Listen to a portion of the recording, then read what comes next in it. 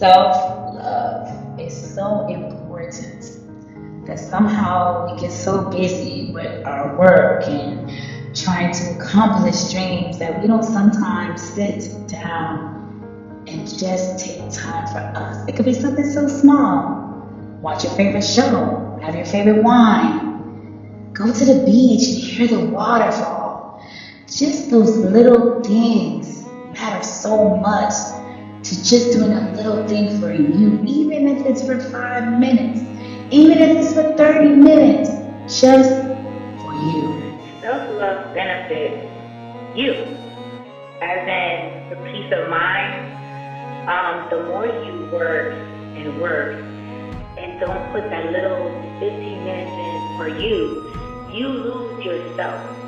You become so complacent in your job or, whatever you're doing that's taking so much of you that you forget to love you. Enjoy you, the little time, the little moments, the little things that make you happy, that brings you back to why you're doing what you're doing and what you're doing it for. And it's just eliminated for you. Like it just brings you back to life. That's what I feel self-love does for anyone.